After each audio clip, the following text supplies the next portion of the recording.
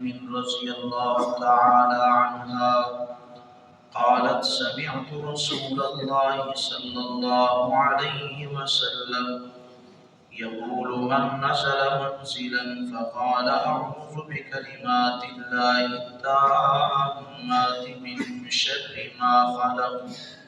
لم يضره شيء حتى يرتحل من منزله ذلك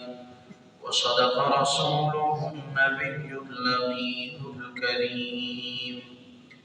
برادران اسلام، تذکرہ چل رہا تھا کہ رسول اللہ صلی اللہ علیہ وآلہ وسلم نے اپنی امت کو موقع محل کی بہترین اور جامع معنی دعائیں سکھائی ہیں، بتلائی ہیں۔ ایسی دعائیں آپ صلی اللہ علیہ وسلم نے امت کو بتائیں کہ دنیا کا کوئی محدث، کوئی پیر، کوئی فقیر، کوئی عالم کبھی ایسی دعا نہ سوچ سکتا تھا، نہ مانگ سکتا تھا۔ ایسی جامع ترین دعائیں نبی نے اپنی امت کو بتائی ہیں۔ آگے امت کی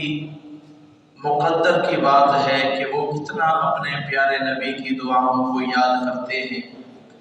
ان جامع اور بہترین دعاؤں میں سے ایک دعا ہے نظر بد سے بچنے کی۔ نظر بد یہ برحق چیز ہے، انسان کو نظر لگتی ہے، کام کو نظر لگتی ہے، تجارت کو نظر لگ جاتی ہے، جانور کو بھی نظر لگ جاتی ہے۔ یہ باتیں کسی پیر صاحب نے ارشاد نہیں فرمائی، بلکہ پیارے نبی کریم صلی اللہ علیہ وسلم کے زمانہ مبارک میں بھی انسان کو بھی نظر لگی، بچوں کو بھی نظر لگی، جانوروں کو بھی نظر لگی۔ تو جب صحابہ کرام نے یہ واقعات آقا صلی اللہ علیہ وسلم کو بتائے کہ آقا فلاں موقع پر جانور کو نظر لگی، فلاں کے بچے کو نظر لگی، فلاں کی تجارت کو نظر لگی، فلاں کے کام کاج کو نظر لگ گئی، تو پیارے نبی کریم تو اپنی امت پر بڑے شفیق تھے، تو فوراً وہ دعا ارشاد فرمایا کہ جو آدمی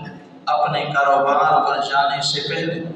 یہ دعا پڑھ لے گا اس کو اس کے کاروبار کو نظر نہیں لگے گی، اور جو آدمی اپنے بچے پر صبح اور شام کو دم کرے گا اس دعا کا، اس کے بچے کو نظر نہیں لگے گی، جو آدمی خود پر اس دعا کا دم کرے گا اس کو بھی نظر نہیں لگے گی۔ اب وہ دعا کیا ہے؟ کوئی مشکل نہیں ہے، بالکل آسان سی دعا ہے۔ آپ صلی اللہ علیہ وسلم نے فرمایا یہ دعا 3 بار صبح پڑھ کے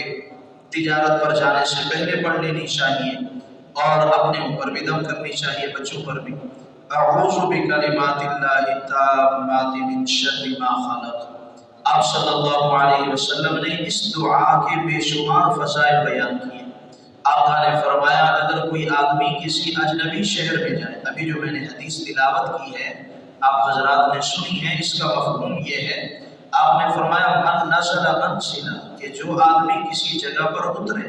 یعنی کسی شہر کا سفر کر رہا ہو، بہاڑی سے کہیں جانا ہو، تو جو آدمی اجنبی شہر میں جا رہا ہو یا کسی ایسے علاقے میں جا رہا ہو کہ جہاں اس کی جان کو خطرہ ہو، جہاں اس کے مال کو خطرہ ہو، تو پھر وہ آدمی آقا نے فرمایا یہ دعا پڑھے،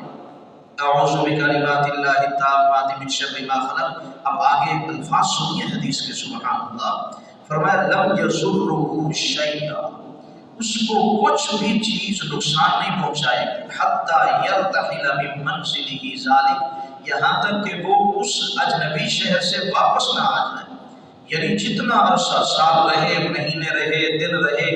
جتنا عرصہ وہ اجنبی علاقے میں رہے گا کاروبار کی نیت سے یا ویسے کسی کام کی نیت سے، اس کو کوئی نقصان نہیں ہوگا۔ لم یضرہ شیئا، کہ اس کو کوئی نقصان نہیں پہنچے گا۔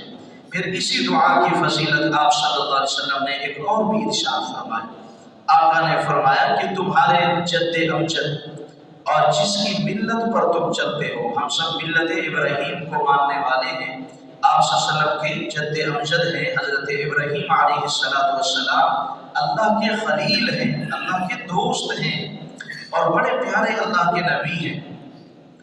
تو آپ صلی اللہ علیہ وسلم نے فرمایا وہ اپنے بچے کو دم کرتے تھے، یہ بھی حدیث ہے، اسی آگے 2-3 حدیثوں کی بات آ رہی ہے۔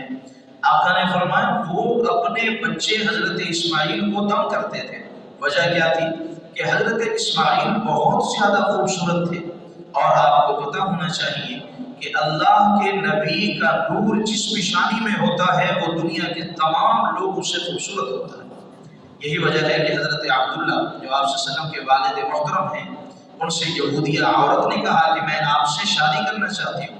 تو حضرت عبداللہ نے کہا کہ میں ایسا لڑکا نہیں ہوں کہ میں اپنے والدین کی اجازت کے بغیر، اپنے بڑوں کی اجازت کے بغیر تم سے نکاح کر لوں، ایسا نہیں ہوں میں۔ تو 2-3 دن گزرے، کچھ عرصہ گزرا، پھر حضرت عبداللہ نے اپنے والد محترم حضرت خواجہ عبد المطلب جو نبی کے دادا ہیں ان سے بات کی، انہوں نے اجازت دے دی کہ ٹھیک ہے آپ نکاح کریں۔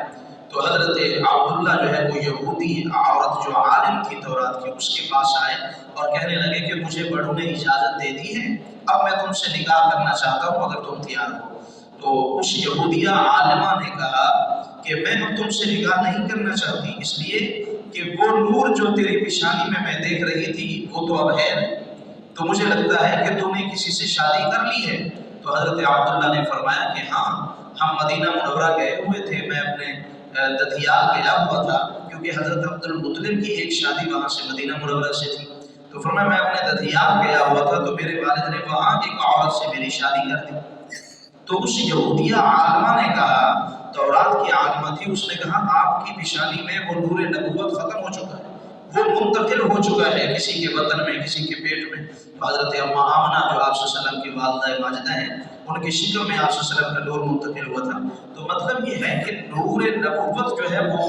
حضرت آدم سے شروع ہوا، اور چلتے چلتے حضرت ابراہیم علیہ السلام، پھر حضرت ابراہیم کے 2 بیٹے تھے، حضرت اسحاق، حضرت اسماعیل۔ حضرت اسماعیل کی نسل سے آپ صلی اللہ علیہ وسلم آئے، تو حضرت اسماعیل کی نسل میں آئے تو نور نبوت حضرت اسماعیل کی پیشانی پہ چمکتا تھا، تو نسل لگ جاتی تھی بار بار۔ تو اللہ تعالیٰ نے فرمایا کہ اے میرے خلیل، اپنے بچے کو اس سے دم کیا کرو۔ معلوم ہوا کہ یہ جو دعا ہے بچوں کو نظر بد سے بچانے کی، یہ حضرت ابراہیم کو اللہ نے بتائی،